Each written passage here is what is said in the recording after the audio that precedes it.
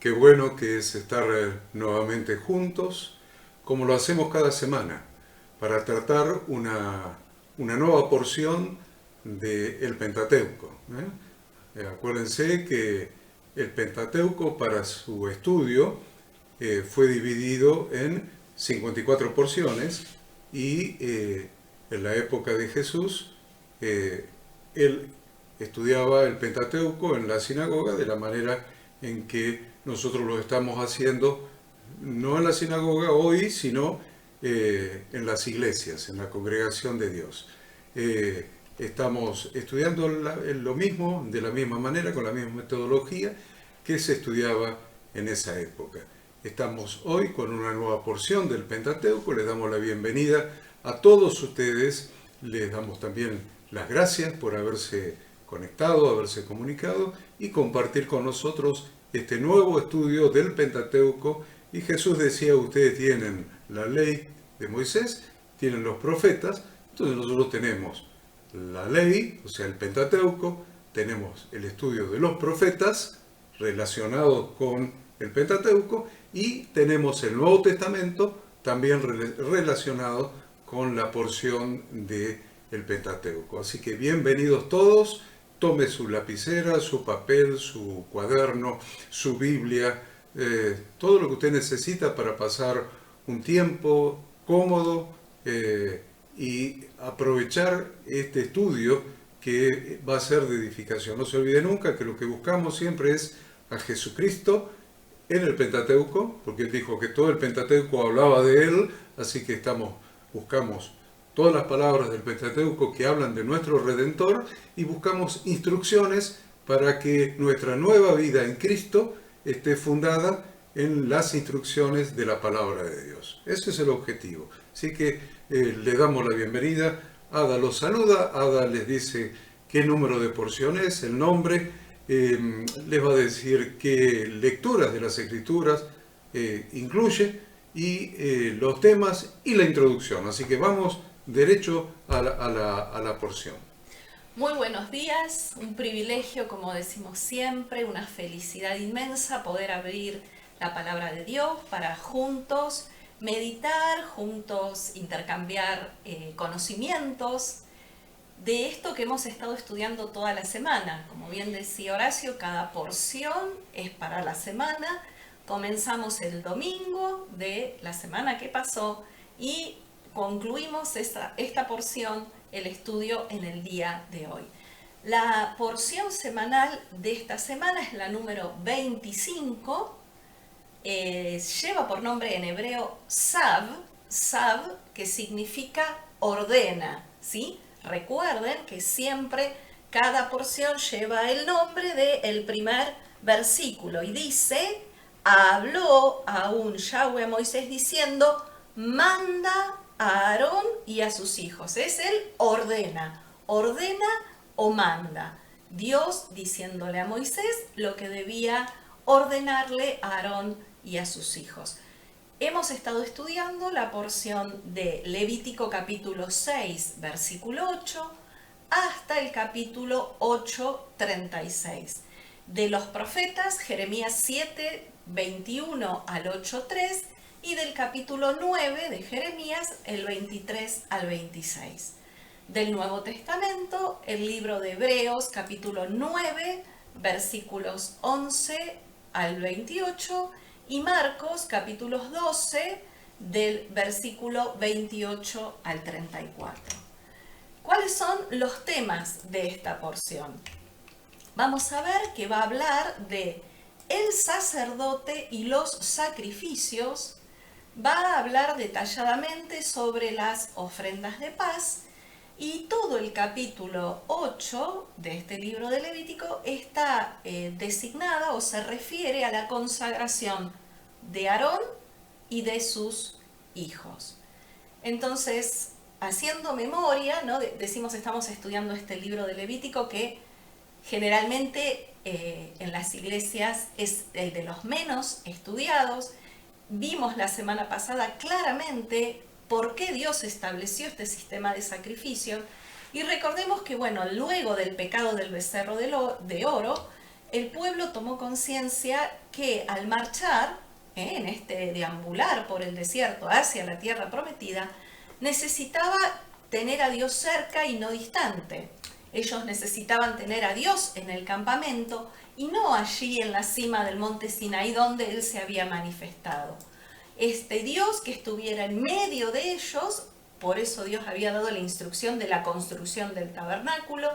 Habíamos terminado el libro de Éxodo con el tabernáculo erigido y con la gloria de Dios llenando este tabernáculo. Entonces ellos necesitaban tener acceso a esta presencia de Dios de forma diaria. No era un privilegio solo para Moisés, sino que la voluntad de Dios era el habitar en medio de su pueblo. Cada sacrificio era un acto de acercamiento a Dios, porque dijimos que justamente en hebreo la raíz de la palabra sacrificio significa acercarse. Era el medio que Dios proveyó para que el hombre, que fácilmente se aleja de Dios, tuviera una manera de regresar a Él. En el tabernáculo Dios estaba cerca del pueblo y al llevar sacrificios, el pueblo se acercaba a Dios. Los dos primeros capítulos de esta porción, es decir, el capítulo 6 y el capítulo 7 de Levítico, se refieren a las ofrendas que habían sido mencionadas en los capítulos previos. Si ustedes recuerdan, la semana pasada vimos los 5 primeros capítulos de Levítico y cada uno de estos capítulos hablaba acerca de los distintos tipos de ofrenda. Habíamos visto la ofrenda de holocausto, o llamada también la ofrenda de elevación, la ofrenda farinácea, la ofrenda de paz, la ofrenda por el pecado y la ofrenda por la culpa.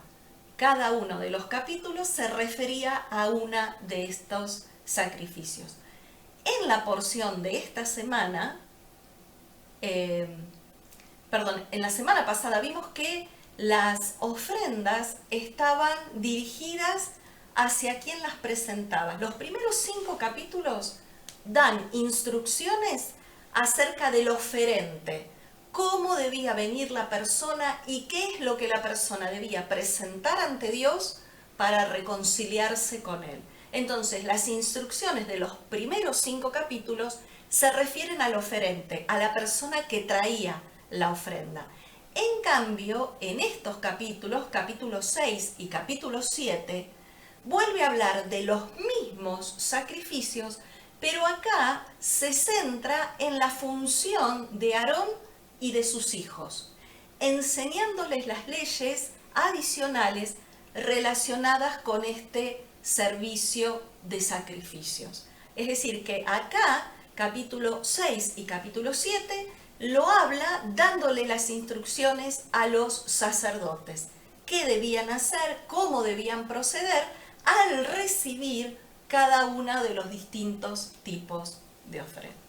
Muy bien, ya tenemos una introducción, sabemos de qué se va a tratar y usted se va a sorprender, porque vamos a empezar la porción en el capítulo 6, acuérdense, márquese ahí del 8 al 13, del 8 al 13, y usted dice, bueno, yo ya lo leía esto, lo leí el lunes, el martes, el miércoles, el jueves, el viernes, ya lo leí. Y está hablando de que el sacerdote tiene que tomar la ceniza del altar, mover un poco la leña encendida que quedaba del día anterior, para agregar 2 nuevos leños para que no se apague el fuego, y sacar la ceniza, ponerla en el patio.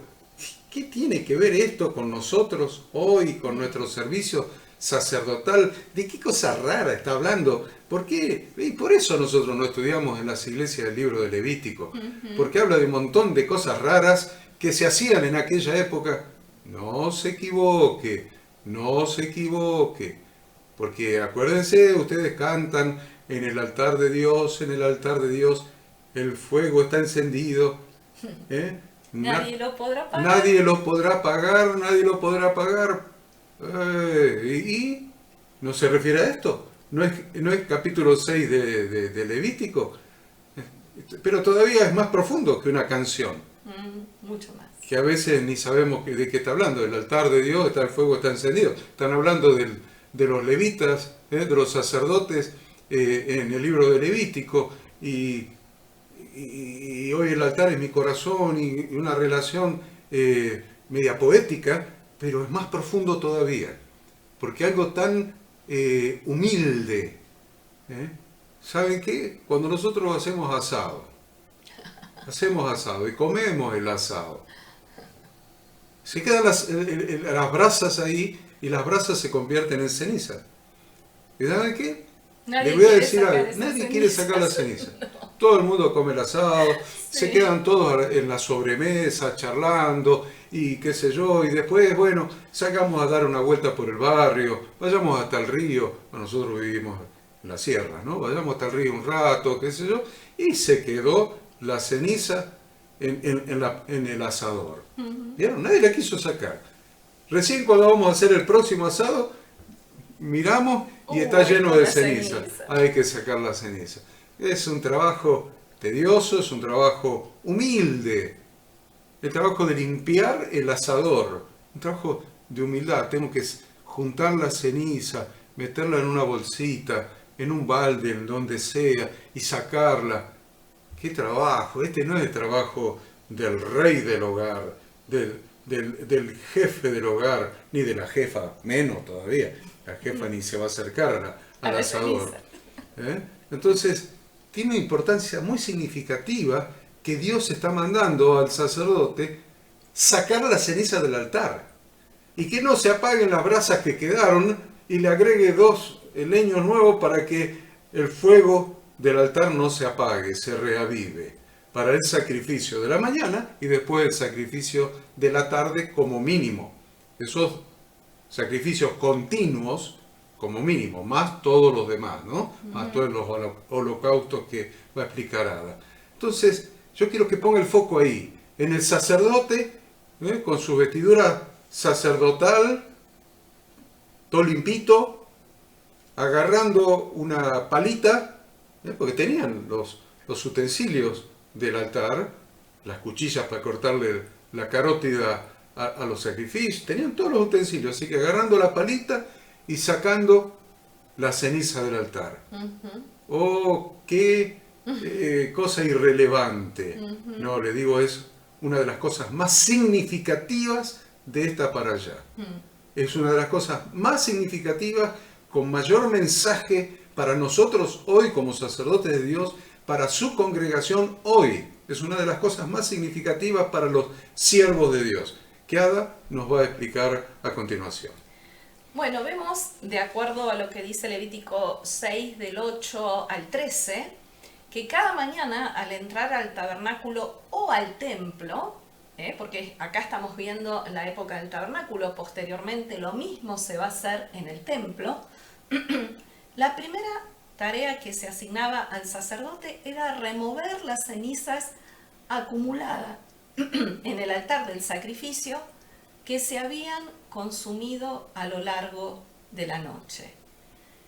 Dios no quiso que el estatus de sacerdote se le subiera a la cabeza a ningún sacerdote y así caer en el pecado de arrogancia, ¿no? De decir, yo soy más importante, yo estoy por encima de los demás. Por eso justamente es que Dios, la primera tarea que le asignaba, lo hacía sentir humilde. Como paralelo a esto podemos encontrar y decir que cada día tenemos nosotros que encargarnos de sacar la basura de nuestra vida y enfrentar cada día como una nueva oportunidad para seguir creciendo y mejorando. Qué bueno esto, porque acá hacemos un paréntesis. La primera tarea que se le hace, la primera, femenino, la primera tarea que se le asignaba al sacerdote cada mañana era sacar la ceniza, sacar la basura, sacar lo que no servía más. Muy interesante, muy interesante. Hablábamos el otro día con un hermoso matrimonio más otro hermano acerca de los días que estamos transcurriendo, los días de la fiesta de los panes sin levadura. Y esta hermana decía, yo estoy en la iglesia desde que era chica y nunca nos preocupamos por los 7 días de panes sin levadura. Nos preocupamos tal vez por acordarnos de la Pascua, Sí. porque todo el mundo celebra la Pascua. Es un día que se ha convertido en un día comercial. El sistema del mundo lo convirtió en algo comercial para vender chocolate y todas esas cosas. Entonces nosotros, decían en la iglesia, recordábamos la Pascua un poco más profundamente, hacíamos una celebración del sacrificio y tal vez los chicos de la escuela bíblica una representación teatral y todo, y claro, nosotros éramos cristianos evangélicos, entonces le damos realmente una relevancia a la Pascua. Pero la verdad que ni sabíamos que ese día a la noche, empezaban los 7 días de panes sin levadura. Sí, Ni pero lo sabíamos. Encima se celebraba la Pascua en la fecha que no era, Ujú. porque ellos celebraban la misma fecha que celebra hoy la Iglesia Católica y que nosotros explicamos vez tras vez cuál es el día real que comienza la Pascua. Bien, entonces, ni sabíamos que existían los 7 días de panes sin levadura. Ni qué significa, que no vamos a andar comiendo panes sin levadura, ni sacando la levadura de nuestras casas. Bien, ni sabíamos que en el medio, el primer día de la semana, o sea, el domingo después de Pascua, es el día de primicias. Tampoco sabíamos qué significaba que Jesús es primicia de lo que resucitaron. Que se está refiriendo a ese día específico, el día de primicias. Ese primer día de la semana. Entonces se dice, ven que Jesús resucitó el domingo de resurrección. No, no era domingo. El primer día de la semana empezó el sábado al caer el sol. Y continuó hasta el domingo mientras haya luz, que termina ese primer día de la semana cuando cae el sol del domingo. Pero el primer día de la semana no empezó el domingo, empezó el sábado al caer el sol y se extiende durante el domingo. Por lo tanto, Jesús no resucitó el domingo, Jesús resucitó en el sábado al caer el sol, cuando comenzó el primer día de la semana, cuando comenzó el día de primicias, porque Él es primicia de los que resucitaron. Y después todos nosotros resucitaremos con su resurrección. Pero no les quería hablar de primicias, les quería hablar de lo que menos importancia se le ha dado y lo que más desconocimiento ha tenido, que son los 7 días de panes sin levadura. ¿Por qué ese día de Pascua, a la noche, comienza ese día 15 del mes primero, día 15 del mes de Aviv, día 15 del mes de Nisan, todos los nombres les di, empieza el día 14, que es Pascua, a la noche empieza el día 15, es el primer día de panes sin levadura. 7 días de panes sin levadura. ¿Qué me importa? No, ¿qué me importa? No. Es una oportunidad que Dios está dándote igual que se la dio a los sacerdotes. A los sacerdotes cada mañana le hacía sacar la basura, lo que no servía del altar. No podía haber algo que no sirviera en el altar. Había que sacarlo. Nosotros debemos sacar lo que nos sirve de nuestras vidas. ¿Qué es lo que nos sirve? El pecado. El pecado. La levadura es un tipo del pecado. Levadura en la Biblia, lea toda la Biblia, cada vez que encuentre la palabra levadura, entienda que levadura es un símbolo, es un tipo del pecado. Por lo tanto, en estos 7 días de panes sin levadura, ¿qué tenemos que hacer? No tengo que comer figacitas. No se refiere a no comer figacitas. Se refiere a que en tu vida, estos 7 días, tenés que examinar tu vida, examinar tu entorno para sacar toda la levadura, todo vestigio de pecado, todo vestigio de lo que has traído de Egipto al reino de Dios. Todo lo que has traído de Egipto, que sea pecado, al reino de Dios. Entonces, ¿qué vamos a examinar? Vamos a empezar examinando, mirando para adentro, examinando nuestra vida. Todo rencor, todo resentimiento, toda falta de perdón, todo mal hábito, todo problema de carácter, todo problema de sentimiento, lo examino y saco durante esos 7 días, me ocupo de examinarme para sacar de mi vida definitivamente, no, esos 7 días después lo vuelvo a meter, definitivamente todo vestigio de levadura en mi vida. Después, ¿qué hago? Miro mi matrimonio y examino y saco todo vestigio de levadura de mi matrimonio. Después miro mi relación con mis hijos, examino cómo soy como padre, como sacerdote de mi hogar, como etcétera, si estoy cumpliendo la palabra de Dios, etcétera, etcétera, y saco todo vestigio de levadura. ¿Ven? Después empiezo a mirar la biblioteca. Todo libro que tenga levadura lo saco, lo tiro, lo quemo. Voy a los CDs. Toda música que tenga levadura la tiro. Todo DVD, toda película que tenga levadura. Después voy, prendo la computadora, prendo a ver qué archivos tengo, a ver si algún día bajé un archivo y hoy me doy cuenta que ese archivo contiene levadura, contiene pecado. Lo borro, listo. Borro. Y voy a la iglesia, a la familia de Dios. Y toda relación con levadura en la iglesia, en la familia de Dios, con los hermanos, con el pastor con la gente, toda esa levadura la saco definitivamente de esa familia de Dios, de la iglesia de donde yo me estoy congregando. ¿Ven? Ya sea como pastor, ya sea como miembro, ya sea como líder, como lo que usted quiera.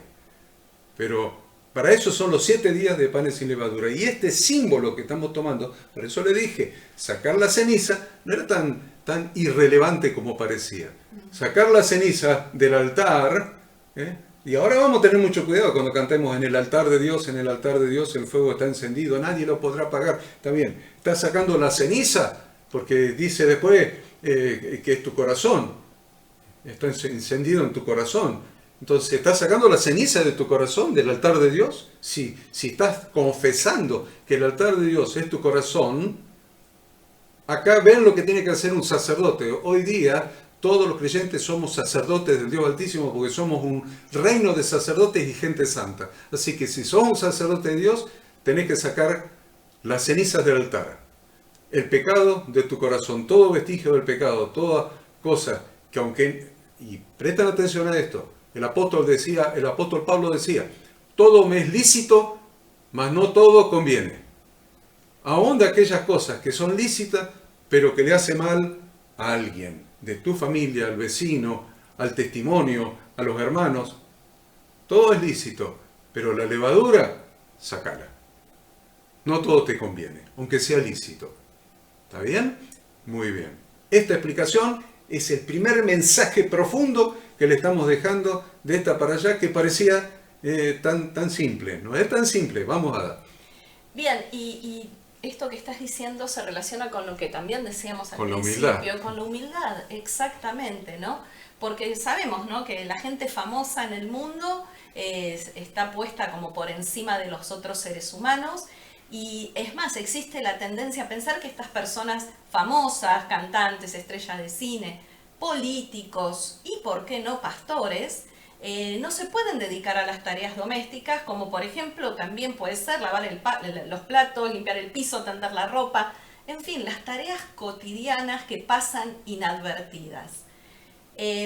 Esto puede hacer que afecte la propia imagen de estos individuos, quienes se creen que están por encima de esas actividades triviales, esas actividades triviales de la vida y de cualquier otra tarea que realice la gente común. Ellos están para otra cosa. Ese es el concepto que podemos ver arraigado en la mayoría de los famosos en la sociedad actual. Por lo tanto, esta instrucción que Dios está dando, esto es un mandamiento que Dios le está dando, requería que los sacerdotes barran las cenizas del día previo y equipara a todos los seres humanos en relación a Dios y sirve como recordatorio de la humanidad de los sagrados sacerdotes a pesar de su elevado estatus espiritual. Ellos tenían un elevado posición espiritual, ¿no?, asignada por Dios, y ellos cuidaban su santidad. Pero también Dios les decía, pongan los pies sobre la tierra, para que nunca se olviden de quiénes eran y de cuán humano eran también, y no se enorgullecieran de su rol, Dios entonces los manda a sacar las cenizas del altar. Es como que lo que acabas de decir es como que Dios le estaba recordando, muchachos, no se olviden de que son seres humanos. Exactamente. Por más que sea el artista famoso, viste que toda la gente te está esperando y va al aeropuerto y te espera y te hospedan en hoteles importantes y cuando entras te aplauden, no importa, no te olvides que sos un ser humano. Yo a veces los veo, estoy hablando de los artistas del mundo, ¿no? Sí, claro. Ustedes piensen en los artistas del reino, el reino de Dios, pero yo hablo de los artistas del mundo. Yo a veces los veo cuando llegan acá a Argentina y las chicas, bueno, no tan chicas algunas, hacen campamentos, se quedan en el carpa de un día, 2 días antes, esperando a que pase el artista y se hospede en el hotel y están ahí y qué sé yo, el club de fans y todo eso. Y yo digo, y los tipos, y los veo a ellos creyéndose dioses, creyendo que realmente merecen que los adoren, y realmente me da mucha pena con los artistas. Y Dios dice que ninguno de los míos se crea un semidios, un super ser humano, alguien más importante que el prójimo. Entonces dice, a ver, a mis sacerdotes, yo les voy a hacer acordar de que son seres humanos. Limpien las cenizas. Hagan tareas de servicio, de servidumbre. Lo primero que van a hacer cuando se levanten es limpiar las cenizas. Es como que nos dijeran, lo primero que vas a hacer cuando te levantes es barrer la casa. Te agarrás la escoba y ponete a barrer la casa. No, señor, ¿cómo voy a barrer la casa? Yo voy a barrer la casa, para eso tengo la servidumbre. Para eso están los hermanos de la congregación, que van a lavar los baños, van a acomodar la silla, van a hacer todo. Para eso están. ¿Ven? Y el Señor dice, a ver, la primera cosa que vas a hacer cuando te levantes, agarrar la escoba y barrer la casa. Tómelo como un ejemplo, como una metáfora, y lo apliquemos espiritualmente a regular nuestro ego. A que nuestro ego no se nos suba, para hacerle una palabra concreta. No se nos suba el ego. Controla tu ego. Ponete siempre en la posición de servidor. Así como hacía Jesús. No vine para ser servido, vine para servir. Y se ceñía la toalla en la cintura y le lavaba los pies a los discípulos. Dice, a ustedes se les subió a todo el ego. Ninguno agarró la escoba y se puso a barrer la casa. A todos se les subió el ego, entonces estaban peleando a ver a quién le corresponde lavarle los pies a los demás. A mí no. Eran 12 tipos, a ninguno le correspondía lavarle los pies a los demás. Y el maestro, nuestro santo maestro, dijo, lo que ustedes no quisieron hacer porque su ego se les subió, porque ahora se creen apóstoles, el Señor los nombró apóstoles, entonces son mis discípulos y yo los nombré apóstoles, entonces ahora tienen una jerarquía superior, yo me voy a ceñir la toalla a mi cintura y les voy a lavar los pies yo y les voy a dejar un ejemplo de humildad en el servicio. Por eso también allí en el Nuevo Testamento encontramos un pasaje que hace referencia a esto y es Primera de Pedro 5, del 1 al 4. Y el apóstol Pedro dice, ruego a los ancianos que están entre vosotros, yo anciano también con ellos y testigo de los padecimientos de Cristo, que soy también participante de la gloria que será revelada. ¿Qué les dice a estos ancianos? Apacentad la grey de Dios que está entre vosotros, cuidando de ella no por fuerza, sino voluntariamente, no por ganancia deshonesta, sino con ánimo pronto, no como teniendo señorío sobre los que están a vuestro cuidado, sino siendo ejemplos de la grey. Y les dice en el versículo 4, cuando aparezca el príncipe de los pastores, vosotros recibiréis la corona incorruptible de gloria. Por otro lado, fíjense que ahí en el versículo 12 dice, el fuego encendido sobre el altar no se apagará, sino que el sacerdote pondrá en él leña cada mañana y acomodará el holocausto sobre él y quemará sobre él las grosuras de los sacrificios de paz. Entonces, no solo le daba la instrucción de sacar la ceniza, sino que les dijo que debían poner madera en el altar todos los días para asegurar que el fuego ardiera constantemente. en el primer y el último sacrificio que se ofrecían diariamente. La Torá nos muestra que nuestro crecimiento real, consistente, duradero en el tiempo, no es consecuencia de un momento de una gran inspiración, sino que son producto de acciones constantes, consistentes, continuas en el servicio. No sirve hacer cosas esporádicamente, puntualmente. No, Dios anhela que ese crecimiento, ese sacar la basura, sea un proceso diario y que requiere un trabajo constante y continuo. Sí, no solamente sacar la basura. El crecimiento. Ahora, el encender el fuego, mantener el fuego que no se apague, hacer los sacrificios continuos de la mañana y de la tarde, más ayudar a todo oferente que traía su propio sacrificio. Eso era, miren, olvidémonos de ayudar al oferente. Pero lo que era permanente y constante siempre, a la misma hora y siempre la misma acción, era sacar la ceniza, mantener el fuego encendido y el altar el sacrificio continuo, el de la mañana y de la tarde. Era permanente, constante. De eso está hablando Ada acá. Lo que está hablando no era una emoción que te lleva... a hacer algo el puntual. espíritu me tocó, entonces ahora voy a mantener el fuego encendido. O prometo cosas. El espíritu me tocó, ahora voy a hacer el sacrificio. No. Te toque o no te toque el espíritu, tu servicio sacerdotal te lleva a estas tres palabras que usaba Ada. ¿Cómo son estas tres palabras? ¿Verdad? Hablamos de ser consistente, continuo y constante, ¿no? Entonces la constancia tiene que ver con estar consciente todo el día de lo que estamos haciendo, de cuál es nuestra función, de no malgastar el tiempo. Ser consistente, obviamente, es clave para nuestro crecimiento espiritual, ¿no? Debemos tener en claro, como decimos siempre, qué es lo que Dios nos mandó a hacer y comprometernos a hacer todas las actividades diariamente para poder alcanzar ese objetivo. A la misma hora, en el mismo lugar, de la misma forma. Eso es la constancia, ¿no? En definitiva, Dios lo que quiere hacer es crear una disciplina en nosotros. Exacto. La repetición. ¿Por qué estudiamos semana tras semana y año tras año la Torá? Estas 54 porciones. Porque Dios quiere crear en nosotros ese hábito del estudio, ese hábito de la celebración de las fiestas, ese hábito de tener conciencia de cada cosa que hacemos. Y por otro lado, la continuidad tiene que ver con perseguir ese objetivo. O sea, sabemos lo que Dios nos manda hacer, sabemos a dónde queremos ir, pues entonces que todo lo que hagamos persiga ese objetivo. Esforcémonos para hacerlo sin interrupción.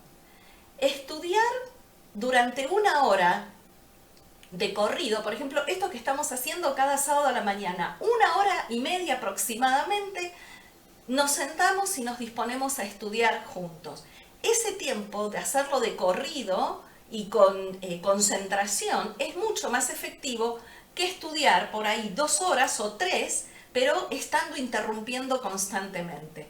Porque estas interrupciones rompen nuestra línea de pensamiento y limitan nuestra capacidad de retener información. Yo no sé si ustedes tienen hijos adolescentes o en edad de la secundaria o tal vez de la universidad, y van a ver que es muy común que los chicos se sientan a estudiar y agarran el celular, dejan el celular, agarran, se levantan, abren la heladera, buscan el heladera.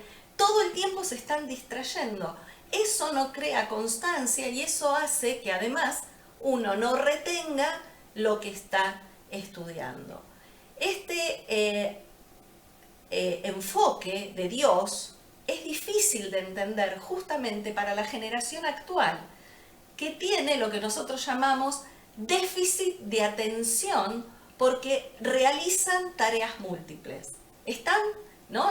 Esta sobreinformación de la tecnología hace que estemos todo el tiempo haciendo muchas cosas simultáneamente.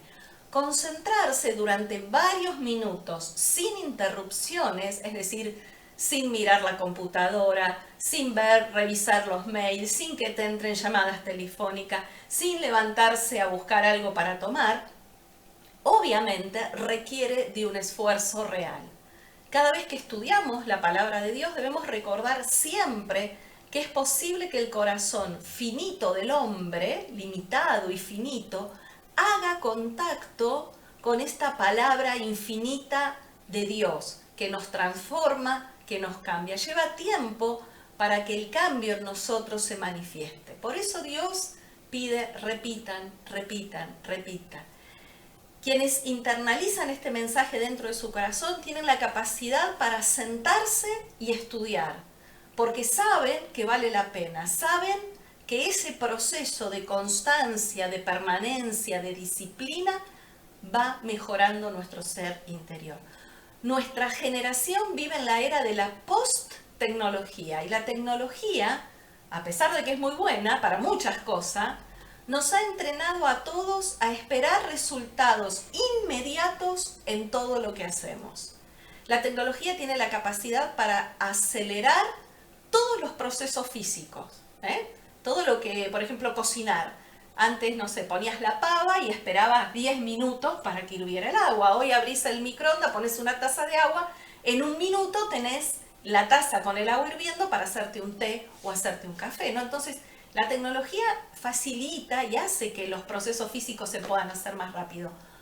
Pero la verdad es que para el crecimiento espiritual, para incorporar la palabra de Dios, que tiene como propósito mejorar nuestros rasgos de personalidad y nuestra relación con Dios, eso requiere paciencia y disciplina.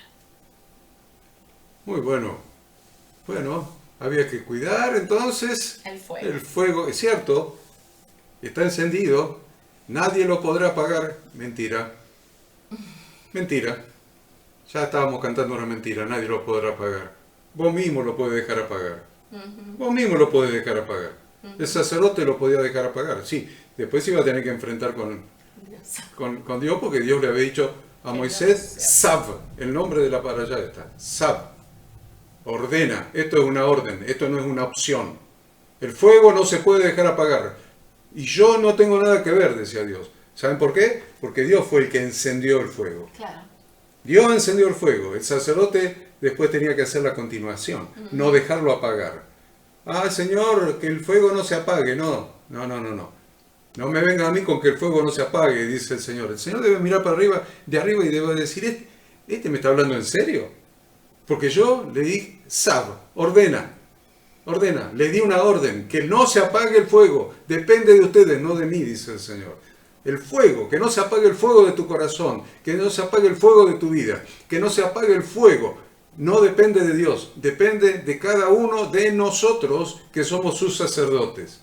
Que no se apague el fuego, es una orden, ordena, manda. Que no se apague el fuego, hermanos, acuérdense de esto, se los dije 6 veces ya. 7, que no se apague el fuego. 8, que no se apague el fuego, no se olviden de esto. Y la verdad es que nos podemos preguntar también, ¿no? ¿A qué se refiere con este fuego? ¿Cuál es el fuego que hay en el ser humano? Y la verdad que el fuego, podemos decir que figura de la fuerza motora que hay en nosotros. Nosotros sabemos que en el universo, ¿no?, hay 4 elementos básicos que siempre se estudia: la tierra, el agua, el aire y el fuego. Son los 4. Uno de estos 4 elementos que hay en el hombre es el fuego, que es el principal de los elementos, ¿no? ¿Por qué es el principal? Porque es el que energiza al hombre, es esa fuerza que nos impulsa, es esa fuerza que hace que avancemos, es esa fuerza que nos mueve justamente a funcionar y a dirigirnos hacia objetivos. Y algo interesante es que el fuego, cada vez que prendemos algún fuego, el fuego siempre se eleva hacia el cielo, ¿no? Siempre el fuego va hacia arriba. Nunca el fuego, cuando uno lo prende, el fuego se va para abajo. Siempre el fuego tiende a ir para arriba. El fuego, según lo conocemos, también tiene la capacidad de transformar objetos físicos en humo. Una sustancia que prácticamente no es física. El humo no lo podemos tocar, ¿no? Cualquier cosa que se encienda en llamas se eleva como humo. Por lo tanto, también simbólicamente, el elemento del fuego representa nuestro impulso hacia la espiritualidad. Un impulso a volvernos hacia Dios y a ser consumidos por la unión espiritual con Él. Miren qué interesante, ¿no? Es esa fuerza motora, ese fuego que nos impulsa, pero que nos impulsa no solamente a hacer cosas, sino que en este caso nos impulsa a buscar mayor comunión con Dios. Nos impulsa a estar cada día más en contacto con Él. Es necesario que la vida sea una mezcla del fuego que hay en nuestra alma, pero también de una llama que el ser humano tiene permanentemente ardiendo, que es nuestro ego, ¿no? Tenemos la llama de nuestro impulso de búsqueda a Dios, de acercarnos a Dios, y la llama de nuestro ego, que siempre decimos, nuestro ego nos aleja de Dios y nos aleja de los hombres porque hacemos las cosas a nuestra manera. Nuestra meta siempre debe ser servir a Dios para que Él pueda hacer que el fuego de nuestro interior crezca y aumente, pero hacerlo de la manera exacta y siempre en equilibrio. ¿Por qué? Porque demasiado fervor nos va a consumir en lugar de hacernos brillar. Y si el fuego disminuye, si el fuego es muy poco, nos va a dejar a oscuras, nos va a dejar sin poder ver, sin buscar a Dios. El residuo de las cenizas que dejamos atrás cuenta la historia de qué es lo que hemos hecho con el fuego y con esa fuerza interior de nuestra alma. Eso hay que repetirlo, Ada, ¿eh? Uh-huh. Eso hay que repetirlo. Miren las cenizas. Uh-huh. A ver cómo es el tema de las cenizas acá. Claro, las cenizas que dejamos atrás muestran qué es lo que hemos hecho con el fuego, que ese fuego que Dios pidió que no se apagara, ¿no? Y con nuestra energía para la vida.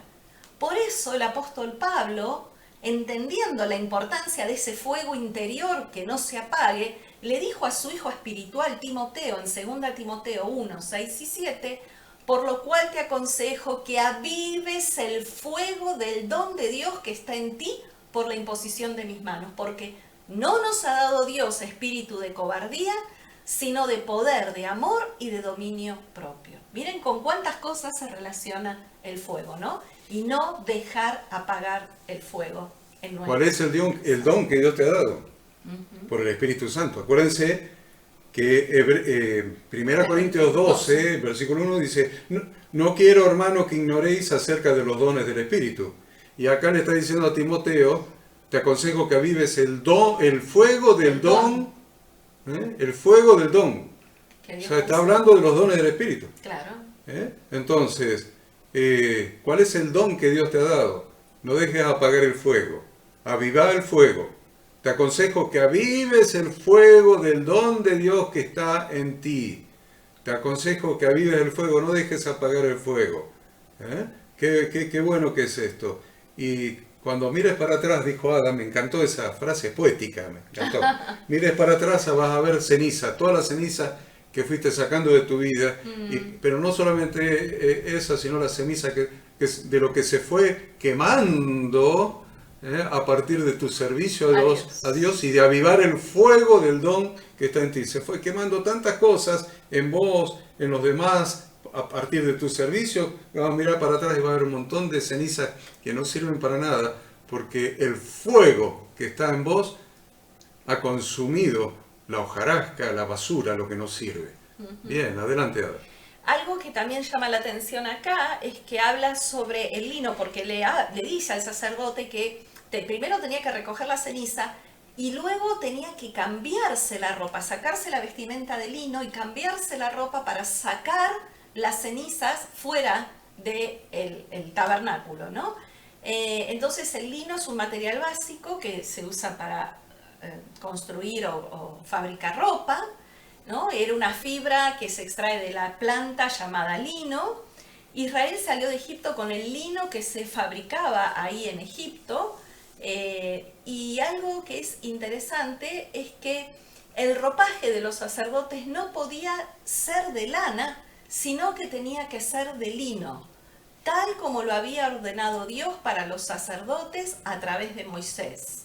Perdón, sí, acá habla en Ezequiel 44, que es el libro que nos habla, ¿no?, del nuevo templo, del próximo templo, del templo que se va a construir. Dice, cuando entren por las puertas del atrio interior se vestirán vestiduras de lino. Está diciéndole el profeta a los sacerdotes. No llevarán sobre ellos cosa de lana cuando ministren en las puertas del atrio interior y dentro de la casa. Turbantes de lino tendrán sobre sus cabezas y calzoncillos de lino sobre sus lomos. No se ceñirán cosa que los haga sudar.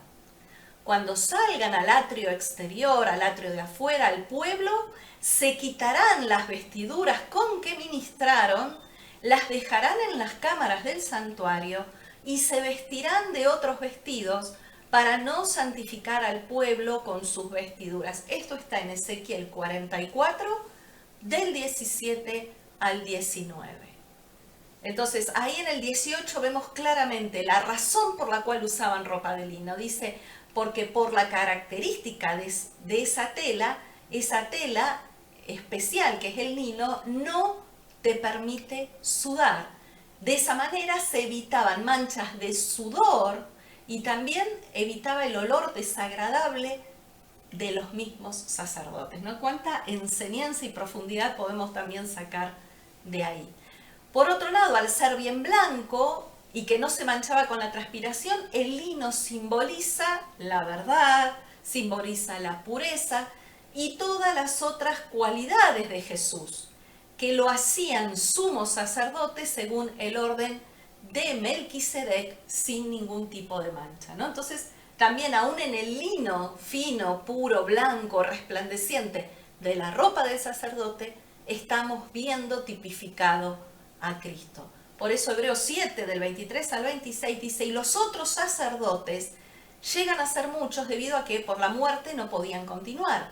Mas Jesús, por cuanto permanece para siempre, tiene un sacerdocio inmutable, por lo cual puede también salvar perpetuamente a los que por él se acercan a Dios, viviendo siempre para interceder por ellos.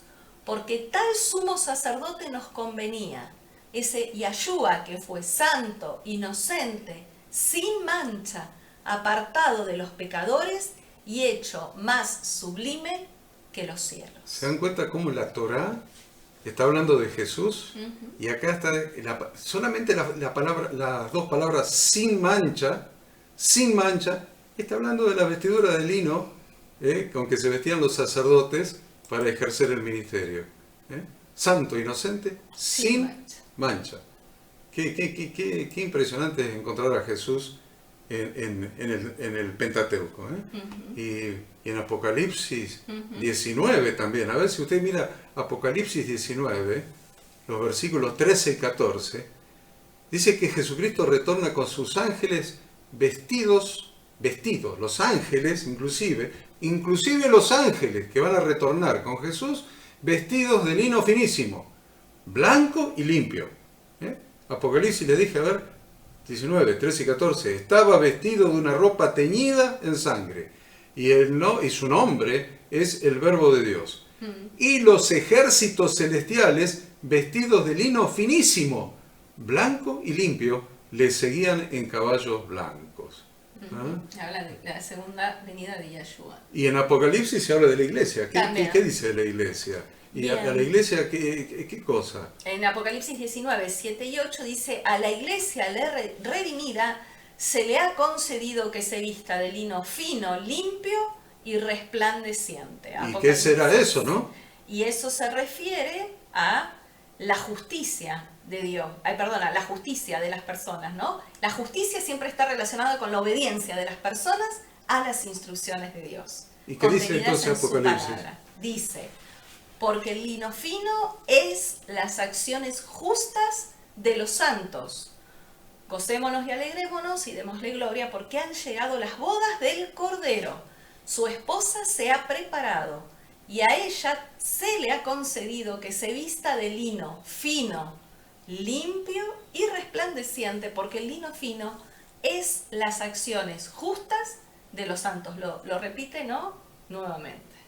Las acciones justas. Ujú. Explicábamos esta semana en diversos grupos de la facultad, dando clases. dando Ujú. clases, Ujú. que justicia siempre en la Biblia, Sí. inclusive cuando habla de eso en Romanos creo que 1:17, siempre que la Biblia habla de justicia es obediencia a las instrucciones de Dios. Siempre es obediencia a las instrucciones de Dios. ¿Qué es injusticia? No obedecer las instrucciones de Dios. ¿Qué es pecado? No obedecer las instrucciones de Dios. Lo dice 1 Juan.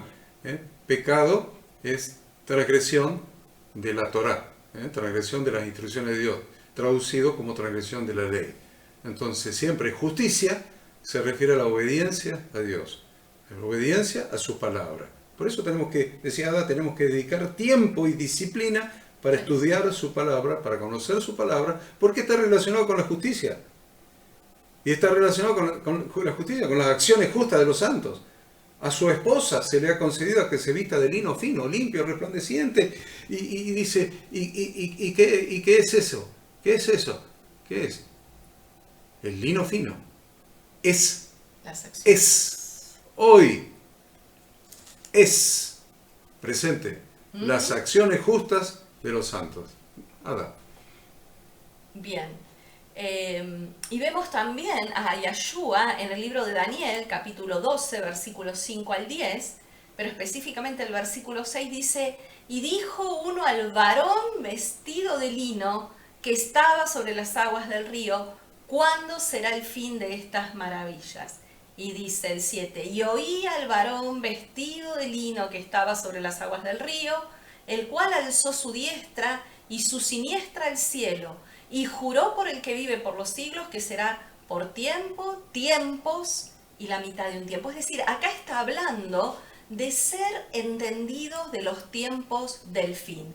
En la actualidad, la congregación de Dios necesita también siervos entendidos en los tiempos, tal como dice Segunda de Crónicas, que fueron los hijos de Isaacar para el ejército del rey David, ¿no? Dice, los hijos de Isaacar, 200 principales, entendidos en los tiempos, y que sabían lo que Israel debía hacer, cuyo dicho seguían todos sus hermanos.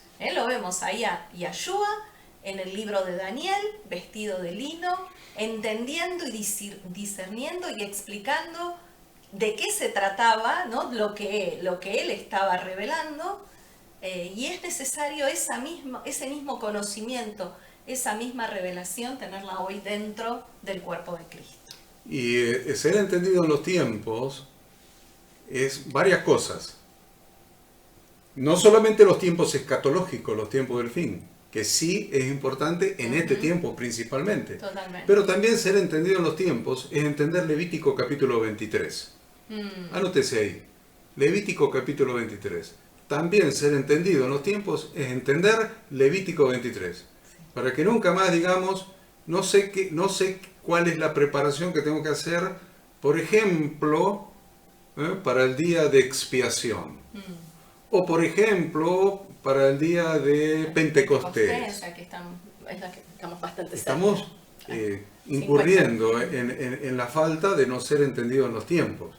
Entonces, gracias a Dios, Dios está enviando hermanos entendidos en los tiempos como los hijos de Isaacar. Entendidos en los tiempos. Y que sabían lo que el pueblo, la congregación debía hacer, cuyo dicho seguían todos sus hermanos. Me encanta que diga todos sus hermanos, porque este es el tiempo que estamos viviendo hoy, donde Dios está mandando personas, sus siervos, sus profetas, sus portavoces, entendidos en los tiempos, para que la congregación sepa lo que tiene que hacer en este tiempo que nos toca vivir. Totalmente. Bueno, dijimos que el sacerdote no solo debía encender el fuego, sino también limpiar el fogón, llevarse las cenizas. Antes de separar las cenizas del altar y colocarlas en el piso del patio, el sacerdote se quitaba estas vestimentas normales y dijimos se ponía prendas más viejas y más gastadas para proceder con la tarea de sacar fuera a esas cenizas. Los siervos de Dios deben actuar pensando que no hay nada demasiado bajo para ellos, excepto el pecado. Toda actividad, toda función, toda tarea dentro del reino no es poco digna. Este pasaje añade que las partes sacrificiales de la ofrenda de elevación pueden ser quemadas en el altar toda la noche hasta la mañana, que es lo que sucedía. Ese holocausto que se entregaba a la tarde quedaba quemándose todo el resto de la noche. Por eso a la mañana la remoción de las cenizas. Debemos entender que todos los creyentes somos sacerdotes en ejercicio y lo decimos vez tras vez. Esto significa que no debemos dejar que el fuego encendido en nuestro altar se apague. Debemos mantener el fuego encendido por Dios. Ese es nuestro trabajo como sacerdotes de Dios y es lo que acabamos de ver ahí en Levítico 9:24 dice: salió fuego de delante de Yahweh y consumió el holocausto con las grosuras del altar, y viéndolo todo el pueblo, alabaron y se postraron sobre sus rostros. Y Jesús mismo dijo... Juan el Bautista. Perdón, Juan el Bautista en Mateo 3:11 dice: a la verdad yo los bautizo en agua para arrepentimiento, pero el que viene tras mí, cuyo calzado no soy digno de llevar, es más poderoso que yo, y él os bautizará en Espíritu Santo y fuego. Amén, qué bueno. Anótese ahí, versículo del 7 al 11, y vamos avanzando mucho con el tiempo. Todavía estamos en el capítulo 6. 6, sí, falta un montón. Del 7 al 11 viene la ofrenda farinácea, sí. Del 12 al 16, hago otra marquita, la ofrenda farinácea sacerdotal, del 17 al 23 viene la ofrenda por el pecado. Sí. La verdad, esto es muy importante, un detalle que Sí. me hizo notar Ada, creo Sí. que el año pasado me lo hiciste anotar. Sí. El año pasado, de algo tan importante. Ahora explica por favor la importancia de un detalle que se nos pasa desapercibido del artículo 17 al 23 en relación con la ofrenda por el pecado. Exacto. ¿Por qué? ¿Saben por qué? Porque Dios establece una ofrenda por el pecado. Dice, a ver, tráete este holocausto, este cordero, tráelo, y va a ser lo vas a degollar ahí, te va a ayudar el levita que esté ahí de turno, y esta es la ofrenda por el pecado. Entonces cada vez que un israelita entraba con el cordero, pasaba las puertas del tabernáculo, las puertas no, de las cortinas, ¿no? Las cortinas del tabernáculo, y se enfrentaba con el altar de bronce, las mesas ahí acostados para descuartizar, ¿no? El altar de bronce. Todos los israelitas, todas las damas, iba a decir todas las viejas, pero no, todas las damas del pueblo de Israel, las damas? El que resto. estaban mirando por la ventana de su carpa, de su tienda, llegó un pecador. ¿Qué habrá hecho este? Y pasa Horacio, ¿no? Sí. Horacio Corneli con el corderito en hombro. Ahí va y entra. ¿Qué habrá hecho ese desgraciado? Yo sabía que no era trigo limpio ese Horacio. Yo sabía que no era trigo limpio. ¿Qué habrá hecho que anda llevando el cordero para espiar el pecado? ¿Qué pecado habrá hecho? Pobre Ada. Pobre Ada con ese marido que le tocó. Qué desgracia. Y sabe qué, se lo dice a la vecina. Y la vecina, la otra vecina, se arma un conventillo ahí de chisme por el pobre Horacio que está llevando el cordero para espiar su pecado. Entonces, ¿qué pasa, Ada, con eso? Explícanos la sabiduría, la bondad. Sí, eso es la bondad de Dios, el cuidado, el amor, el cuidado, la delicadeza, la sutileza en el cuidado. A ver. Sí, vemos claramente ahí que la Torá es sensible a la vergüenza potencial. Es decir, en realidad Dios, ¿no? Dios es sensible a esa vergüenza potencial que alguna persona podría sufrir. ¿Por qué? Porque, como bien dice Horacio, cada persona que iba con el sacrificio era algo público, todo el mundo lo podía ver. Entonces, si esto pasaba, ¿no iban a saber todos que inmediatamente esa persona que estaba llevando la ofrenda había transgredido en algo? Justamente para minimizar la vergüenza de la persona. Fíjense que Dios estaba cuidando aún al pecador, ¿no? para minimizar la posible vergüenza de la persona, la Torá ordena acá en este capítulo que todas las ofrendas de pecado sean faenadas en el mismo lugar que las ofrendas de ascensión o que las ofrendas de holocausto, o como vimos también las ofrendas de dedicación, las ofrendas de consagración. Se sacrificaban a todos los animales en el mismo lugar.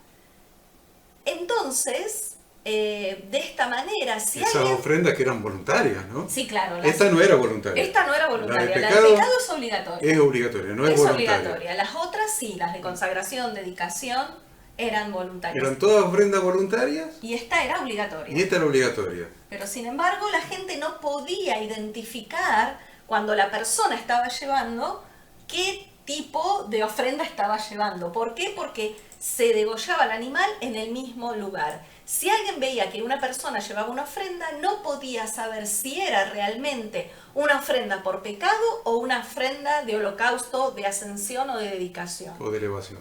Por lo tanto, el transgresor no pasaba vergüenza. Bárbaro. A pesar de que la persona había pecado y que estaba trayendo su ofrenda por pecado, Dios aún cuida de la vergüenza, que la persona no sienta vergüenza. Una y otra vez, de manera obvia como también de manera sutil, la Torá enfatiza la importancia de no causarle jamás a una persona el dolor de la vergüenza. Y fíjense qué maravilloso que esto lo encontramos escrito por el apóstol Pablo en 1 Corintios en el Nuevo Testamento. 1 Corintios 2, del 5 al 8 dice: si alguno me ha causado tristeza, dice el apóstol Pablo, no me la ha causado solo a mí, sino en cierto modo a todos ustedes. Le basta a la persona esta reprensión hecha por muchos. Así que, al contrario, vosotros más bien debéis perdonarle y consolarle, para que no sea consumido de demasiada tristeza. Por lo cual os ruego que confirméis el amor para con él.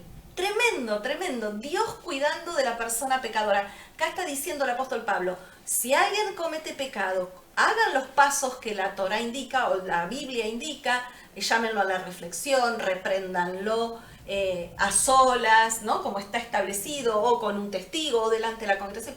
Pero fíjense que no se les vaya la mano. ¿Qué dice Dios? Perdónenle, consuélenlo, para que la persona no quede sumida en la culpa y sea consumida de demasiada tristeza. Por eso dice, confirmen el amor para con él. Perdonen y amen. Perdonen y amen. El mismo carácter de Dios.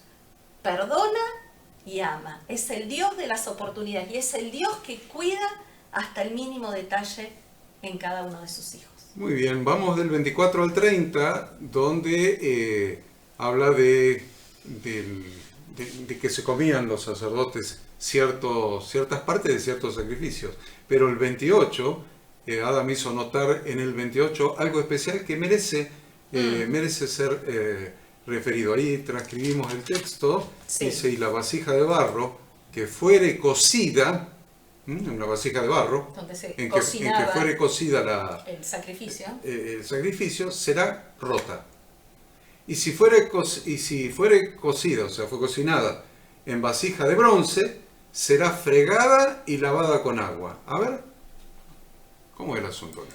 Bien, la vasija en la que se había cocinado la carne del sacrificio de expiación, recuerden que acá estamos hablando, ¿no?, de expiación de la culpa, expiación de la culpa. Esa vasija en que se había cocinado esta carne del sacrificio se debía quebrar, se debía romper si la vasija era de barro, y si era de bronce dijimos que se debía fregar bien y lavarla bien. Y la verdad que este pasaje nos da una instrucción espiritual para nuestra propia experiencia con el pecado y la expiación. Algo que podemos hacer hoy cada uno de nosotros. ¿Por qué? Porque el sabor residual en el utensilio, nosotros sabemos, ¿no?, que cuando cocinamos en algo de barro, como es poroso, el aroma de esa comida, las partículas de esa comida entran en la vasija de barro. Ese sabor residual en el utensilio que se usó es similar a la mancha residual que deja el pecado en nuestro corazón. A veces, para eliminar la mancha de nuestro pecado, es suficiente con un simple lavado, venir a Dios y arrepentirnos. Pero hay veces que un lavado superficial no alcanza, no es refregar la olla así nomás. ¿Por qué? Porque se requiere de nosotros una inmersión completa. En algunas ocasiones, cuando la mancha del pecado es tan profunda que llegamos a absorberla y se convirtió en parte de lo que somos, esa carne en sacrificio por el pecado es parte de nosotros, ese pecado. La única alternativa que tenemos para purgar ese pecado, para obtener el perdón de ese pecado, es similar a romper nuestro corazón. A este proceso de romper nuestro corazón se lo llama quebrantamiento. Ese quebrantamiento va a demostrar a Dios que realmente estamos totalmente arrepentidos del pecado que hicimos. Entonces no solamente alcanza con un lavado superficial. Por eso hablábamos hoy de este proceso que estamos viviendo de panes sin levadura. Es ese proceso que nos lleva a mirarnos bien adentro, a sacar todo vestigio de levadura. Aún la mínima miga de levadura debe ser sacada de nuestro corazón. Qué bueno. Entonces estamos viendo a los sacerdotes ofreciendo sacrificios día tras día durante toda su vida. Igual. Incluyendo al sumo sacerdote. Todos los días el sumo sacerdote también. Sin embargo, venido Jesucristo, sumo sacerdote según el orden de Melquisedec, no del orden arónico, ni siquiera descendiente de Sadoc, él ofreció un sacrificio una vez y para siempre. Qué bueno que es eso, qué maravilla. Hebreos 7, del 26 al 28. Porque tal sumo sacerdote nos convenía, santo, inocente, sin mancha, leyó Ada hace un rato, apartado de los pecadores y hecho más sublime que los cielos, que no tiene necesidad cada día, cada día. No tiene necesidad Jesucristo cada día, como aquellos sumos sacerdotes, de ofrecer primero sacrificios por sus propios pecados y luego por los del pueblo, porque esto lo hizo Jesucristo nuestro Redentor una vez para siempre, ofreciéndose a sí mismo. Porque la Torá constituye sumos sacerdotes a débiles hombres, pero la palabra del juramento posterior a la Torá, al Hijo, hecho perfecto para siempre. Gloria sea al nombre de Dios. Capítulo 7. Bueno, aquí el capítulo 7 vamos a ver que sigue hablando de las ofrendas. En este caso es la ofrenda de culpabilidad. Es la ofrenda que habíamos visto en Levítico capítulo 5, cuando alguien transgredía involuntariamente, ¿no? Este es una era por el pecado, la que vimos recién, y este es por la culpa. Nuestra vida continúa, nosotros todos los días, ¿no? Transitamos sobre este mundo cada vez más difícil, cada vez más complejo. Tenemos un cuerpo de carne con debilidades, por eso excepcionalmente podemos pecar. No digo que nosotros el pecado debe ser constante, excepcionalmente podemos pecar. Por lo tanto, en nuestro caso necesitaríamos esta ofrenda, la ofrenda por la culpa cada vez que pecamos. Sin embargo, ahora tenemos un sumo sacerdote intercesor y un abogado que es perfectamente justo, es decir, perfectamente obediente a la Torá de su padre, que no pecó y por eso se puede presentar ante el trono de gracia para interceder por nosotros, como dice 1 de Juan 2:1, hijitos míos, estas cosas les escribo para que no pequen. Pero si alguno hubiere pecado, abogado tenemos para con el Padre a Jesucristo el justo. Bueno, y anótese ahí Hebreos 4, del 14 al 16, que le va a explicar cómo opera como intercede Jesús por nosotros. Entonces, vamos del 8 al 10, diferentes regalos al sacerdote, claro. Del 11 al 17, ofrenda por agradecimiento. Vos me decís es algo, el sacrificio de paz. ¿Querés decir algo? Sí, ahí me gustaría detenerme un poquito en este sacrificio, ¿no? De ofrenda de paz, porque dice que hay 4 clases de personas que traían este tipo de ofrenda. Aquellas personas que habían sido sanos de alguna enfermedad, que habían podido atravesar una travesía por el desierto, o que hubieran pasado por algún cautiverio o un viaje en el mar. Es decir, cuando vemos que la mano de Dios... Una enfermedad inclusive. Una enfermedad, ¿no? sí, lo dije primero, una enfermedad. Bien. Entonces, circunstancias y situaciones de las cuales ninguno de nosotros estamos exentos. Fuiste y vemos sanado. A Dios obrar. Exacto. Fuiste Dios te sanado. cuidó. ¿Qué haces? Exacto. Y te cuidó en un viaje. Te cuidó en un viaje. Cuando exacto. volviste. Exacto. ¿Qué haces? Porque se refiere a eso. A eso se refiere. Te cuidó en un viaje, volviste, ¿qué haces? Te agarraste una gripe. Y te curaste. Te curaste. O dengue, o COVID. Sí, no hablemos de esa macana, hablemos de las enfermedades que son habituales. Porque hay enfermedades que son habituales en el ser humano, sin embargo no hacemos nada cuando nos sanamos. Ya está, ya estoy sano. ¿Qué haces? Acá está estableciendo eso. Está estableciendo, nosotros se nos pasa por alto de todo, no hacemos nada. Nada de nada, ¿no? La vida cristiana es lo más apático que hemos podido construir. Nada de nada, no hay ningún ritual, no hay ningún agradecimiento, no hay ninguna expresión, no hay nada. No hay nada. Yo relaciono esto con la hada. La hada está todo el día diciéndome gracias por tal cosa, gracias por tal cosa. Vamos a pasear a comer un helado bueno, esa cadena que tiene la M, y dice gracias por el helado, ayer fuimos, gracias por el helado, no podíamos comer café con leche con media luna por los panes sin levadura, entonces la tuve que llevar a tomar un helado a esa M, gracias por el helado, vamos a tal lugar, gracias por tal cosa, y gracias, pero nosotros como cristianos a Dios no le agradecemos nada. Acá la palabra nos está estableciendo un método de gratitud cuando te sanó de un resfrío. Te sanaste de un resfrío. ¿Qué? Todo el mundo se sana de un resfrío. Les aviso que la tuberculosis es producto de un resfrío mal curado. Así que te sanaste de un resfrío. Hay que agradecer. Hay que agradecer. A ver, Ada. A ver.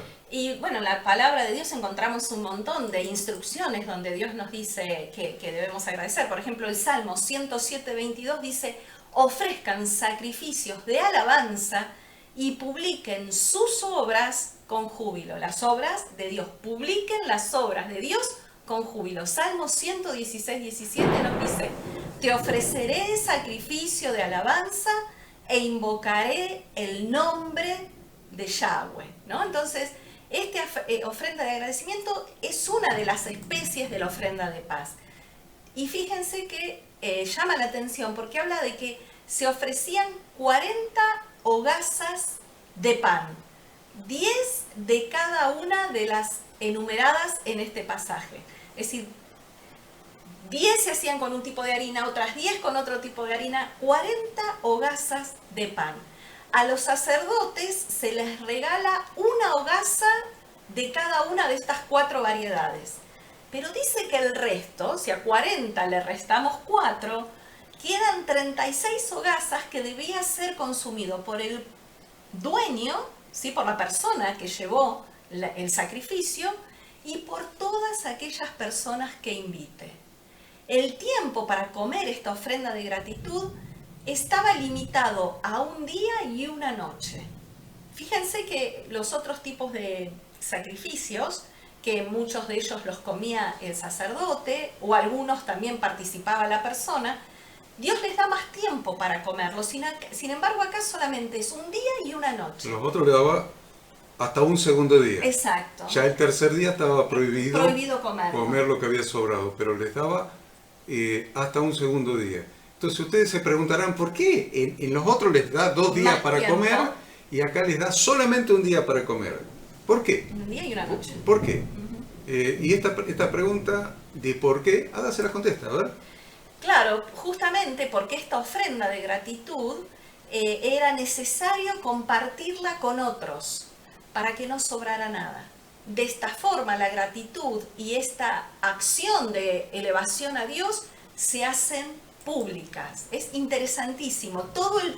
O sea, participo yo, agradezco a Dios, pero a su vez es la oportunidad que tengo para hablar y mostrar ante los demás mi gratitud a Dios y la grandeza de Dios. Dar testimonio. Dar testimonio. Es la oportunidad de dar testimonio frente a los demás. Entonces Exacto. Dios está diciendo, te la tenés que comer un solo día. Exacto. Así Sí, que no, invita que a no te muchos. tiene que sobrar para mañana, así que no te la comas vos solo o con tu familia solamente. Mirá la cantidad que tenés, bueno, invita a todos porque hay que comerla en un día, si no, hay que quemarla. Entonces, en un solo día.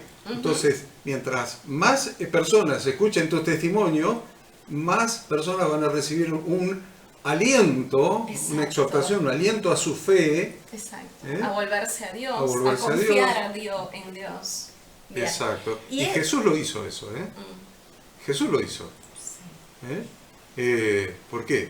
Porque acaba de decir Ada que la ofrenda de agradecimiento es una oportunidad para propagar la gratitud, para hacer que los demás también sean agradecidos. Exactamente. Que cada hora los hermanos, cada vez que se resfríen, el domingo vengan a la reunión y digan, pastor, ¿puedo dar testimonio? Sí, claro.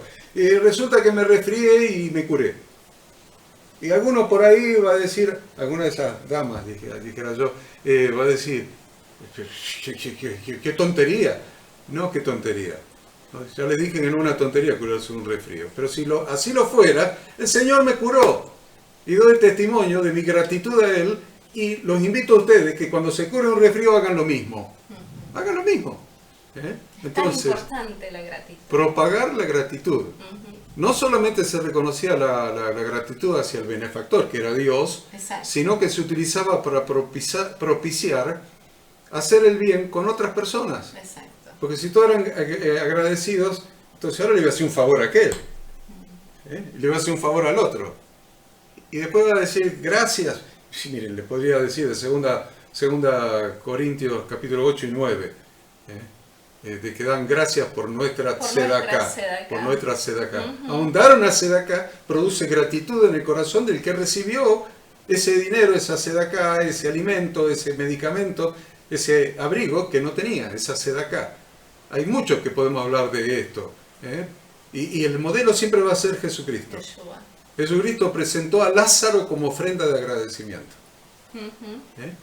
Jesucristo presentó a Lázaro como ofrenda de agradecimiento. Dice Juan capítulo 11, versículo 41 al 44. Entonces quitaron la piedra de donde había sido puesto el muerto y Jesús, alzando los ojos a lo alto, dijo, Padre, gracias te doy por haberme oído. No le estaba dando gracias, ni estaba pidiendo, le estaba dando gracias porque lo estaba oyendo ahí en su oración. Le estaba diciendo que le daba gracias por haberlo oído cuando estaba de viaje todavía. Y dijo, Lázaro duerme, déjenlo tranquilo. Y ahí ya, y cuando oró ahí, ya Dios lo había oído. Y acá dio testimonio, presentó la ofrenda de gratitud. Padre, te doy gracias por haberme oído. Yo sabía que siempre me oyes. Claro, ya lo había oído. Pero lo dije por causa de la multitud. Ah, estabas dando testimonio frente a la multitud. Lo dije por causa de la multitud que está alrededor, para que crean que tú me has enviado. Y habiendo dicho esto, clamó a gran voz, Lázaro, ven fuera. Y el que había muerto salió, atadas las manos y los pies, con vendas, y el rostro envuelto en un sudario. Jesús le dijo, desatadle y dejadle ir. Entonces, también nos dice Hebreos 13, 15 y 16, así que pues ofrezcamos siempre a Dios. ¿Cuándo? Siempre a Dios, por medio de Él, sacrificio de alabanza. Es decir, fruto del agua, que confiesen su nombre, que den testimonio de su bondad. Y de hacer bien y de la ayuda mutua, no os olvidéis, porque de tales sacrificios se agrada Dios. Entonces, vamos del 19 al 21, ¿querés decir algo ahí, en ese párrafo? Sí, ahí podríamos decir, el 19 dice, y la carne que tocare alguna cosa inmunda, es decir, esa carne que se ofreció en sacrificio, y que se podía comer, que se podía comer, que se podía comer, la carne que tocare alguna cosa inmunda no se comerá, al fuego será quemada. toda persona limpia podrá comer la carne, pero la persona que comiere la carne del sacrificio de paz, el cual es de Yahweh, estando inmunda, esa persona será cortada de entre su pueblo. ¿Por qué un trozo de carne pura tiene que ser quemado? Por el simple hecho de tocar algo impuro. Es lo que nos preguntamos cuando leemos este pasaje, ¿no? Y la verdad que nos está también este pasaje trayendo una enseñanza para hoy en día, porque esto significa, es símbolo, ¿no?, de que nuestro entorno nos influencia profundamente. Algo puro, al entrar en contacto con algo impuro, se impurifica.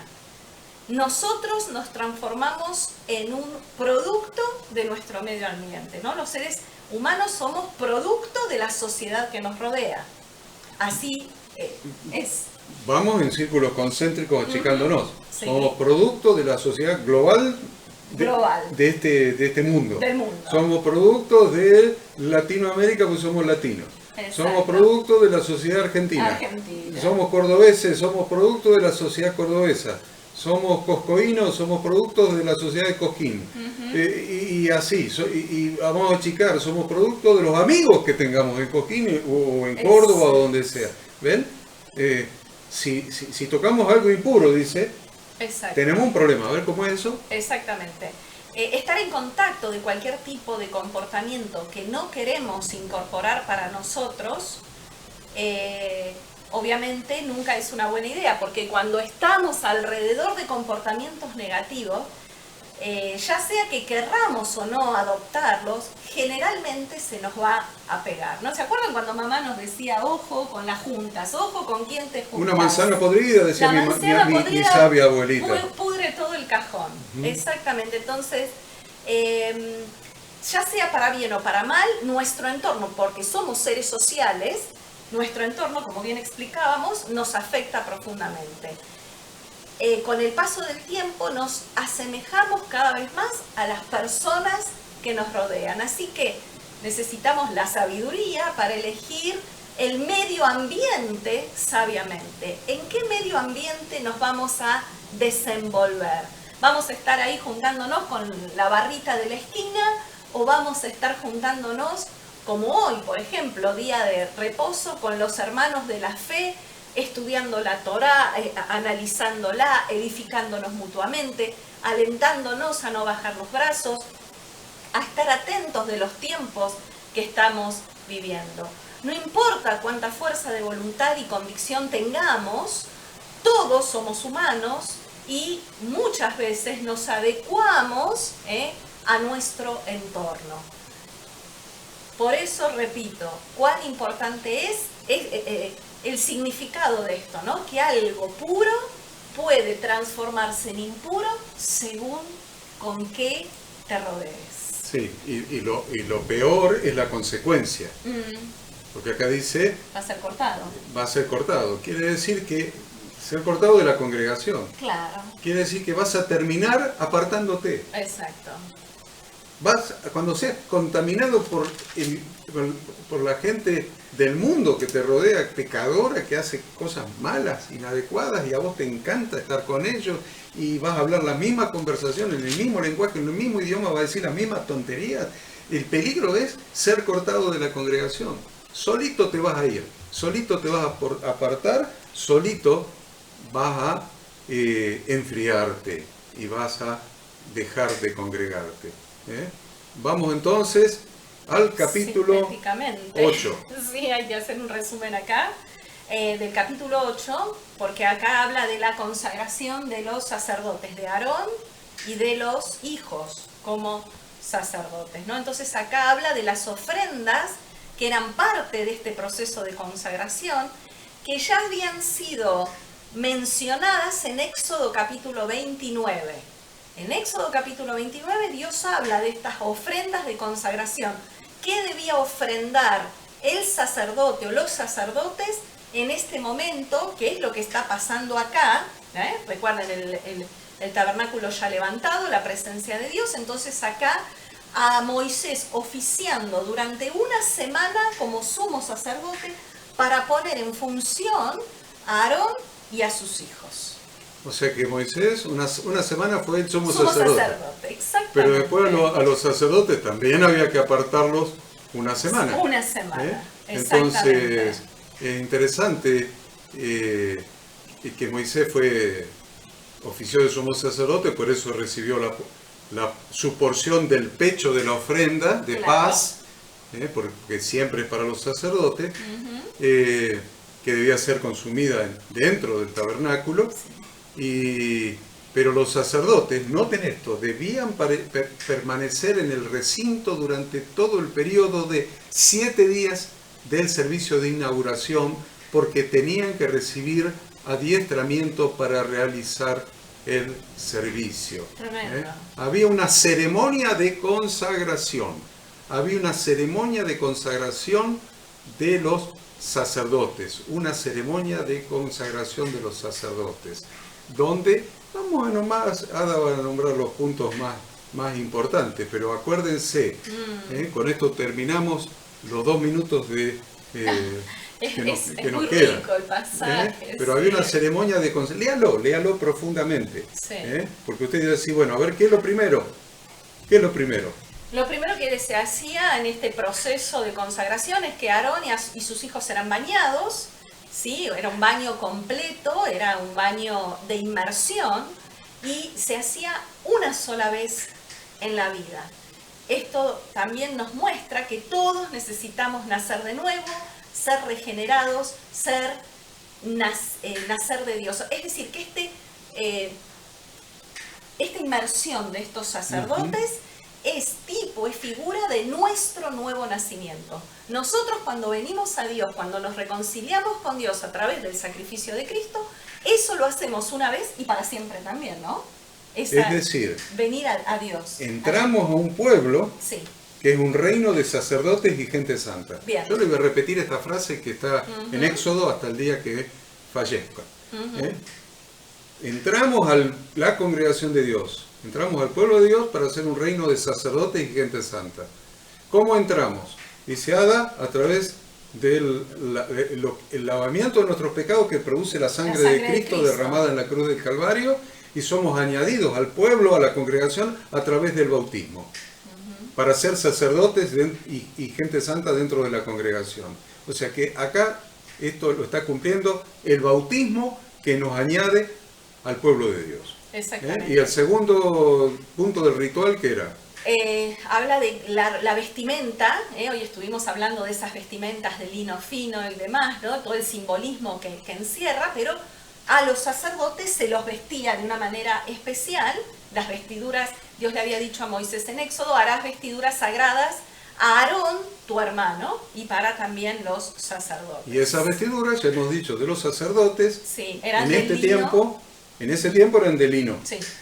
Y hoy, en este tiempo, con acciones, el lino fino, Apocalipsis, acuérdense, 19, 7 y 8, el lino fino es las acciones justas de los santos. Después venía la unción, ¿cómo era? ¿El 3? El tercer paso que está mencionado en este capítulo 8 es la unción con aceite, ¿no? La unción que hizo Moisés. Primero vemos que Moisés unge el tabernáculo, los elementos del tabernáculo, y luego a Aarón y a sus hijos. Y sabemos que en todo el Antiguo Testamento se ungía con aceite, ¿no? A cada vez que alguien era dedicado a Dios, un rey o una persona. Y mediante la unción con aceite Dios estaba anticipando la misión que posteriormente iba a ser el Espíritu Santo, el Consolador, ¿no? Ese Espíritu Santo que se iba a derramar sobre la iglesia para dar vida, que nos iba a capacitar, ese Espíritu Santo que nos iba a llenar, que nos iba a santificar, a fortalecer, a mantenernos en unidad entre nosotros y en unidad con Dios. Por eso, 1 Juan 2, 26 y 27 dice, os he escrito esto sobre los que os engañan, pero la unción que vosotros recibisteis de Él permanece en vosotros. Y no tenéis necesidad de que nadie os enseñe, así como la unción misma os enseña todas las cosas y es verdadera y no es mentira. Entonces la unción es la unción con el Espíritu Santo. Exactamente. Después, como punto 4, venían los sacrificios en la consagración del sacerdote o de los Sí, que habla del sacerdotes. becerro, En el punto 5 viene la unción de los sacerdotes con sangre, y esto lo mencionamos también en con sangre. en alguna anterior, ¿no? El dedo pulgar de la mano derecha, la oreja derecha y el dedo pulgar del pie derecho. Entonces, el lóbulo de la oreja derecha es, ojo, como sacerdote de Dios, ¿Lo vimos? cada uno de nosotros, ojo con lo que escuchás. El dedo pulgar de la mano derecha, ojo lo que haces, con la mano se hace. El dedo gordo del pie derecho, ojo para dónde vas, cómo caminás, con quién caminás. Lámpara es a mis pies tu palabra y lumbrera para mi camino. ¿Estás caminando en el camino que te marca la palabra de Dios o para cualquier lado? Es interesante, sexta cosa de la ceremonia. Es las manos llenadas, porque Las se manos les daba parte llenadas. de esos animales, esas manos que habían sido lavadas de pecado, o el pecado había sido quitado, ahora eran llenadas. Después el 7, el sacerdote es aceptado. El 8, el ungimiento con aceite y con sangre. El 9, lo mencionamos recién, 7 días separados. Y con esto cerramos la para allá de hoy. 7 días separados. ¿Qué significa 7 días separados? Y con esto cerramos. Ada. Bien, este proceso de 7 días es porque era una especie de creación. ¿Recuerdan? Yahweh Dios creó todas las cosas en 6 días y el séptimo reposó. Este proceso, este tiempo de 7 días es una analogía de la creación. Y ese tiempo estaba fijado en honor del Shabbat. ¿Por qué? Porque el séptimo día es día de reposo. Sabemos, como decimos siempre, todo creyente es sacerdote, pero no todos lo ejercen. Y nosotros tenemos ordenanzas que guardar, un Dios eterno a quien glorificar, un alma para la que proveer y deberes que cumplir. Y además una multitud de personas a la que servir. Por lo tanto, Dios santifica, Dios llama, Dios separa, Dios llena nuestras manos deben ser llenas con la plenitud de Cristo, llenarnos también con la palabra de Dios para que todo creyente cumpla su sacerdocio en plenitud. El camino pasa por un ministerio en profundidad de la palabra y la verdad no hay otro camino.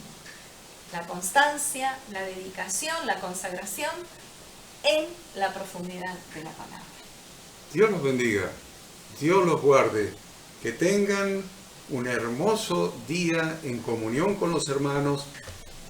Sigan estudiando durante todo el día porque hay mucho para estudiar. Así es. Ahora sí que les sembramos el interés, esperamos que le hayamos sembrado el interés. Hay mucho para escudriñar de las Sagradas Escrituras. Dedique este día a escudriñar la palabra de Dios, a congregarse, a compartir con los hermanos esta ofrenda de gratitud.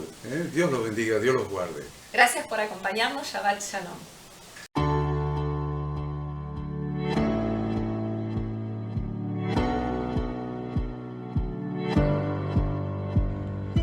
Queremos que tú también conozcas esta herramienta que durante los últimos 18 años ha sido útil para las iglesias de todo el mundo de habla hispana, capacitando cientos de siervos de Dios.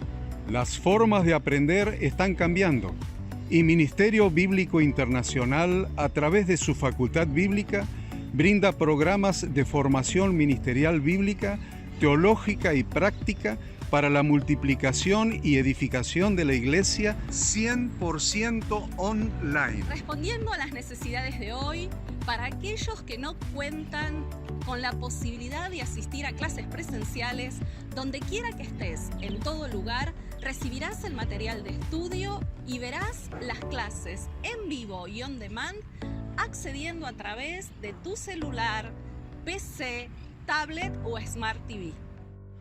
Recibe tu capacitación en las siguientes carreras: diplomado en teología para maestros de grupos de evangelismo y discipulado, licenciatura en teología pastoral, diplomado en Teología y Práctica Ministerial para pastores, líderes y servidores. Súmate a los pastores que han organizado un grupo de estudio tutorial a distancia en la congregación con estudiantes locales y de las otras iglesias de la zona. Esta es tu oportunidad como seguidor de Cristo para comenzar tus estudios y completar tus exámenes desde la comodidad de tu hogar y en los horarios que tengas disponibles. Súmate al liderazgo de este tiempo y adquiere las habilidades, herramientas y valores necesarios para impactar el mundo con la palabra de Dios y transformar la vida de aquellos que creen al Evangelio. Para más información, ingresá a facultadbiblica.cl.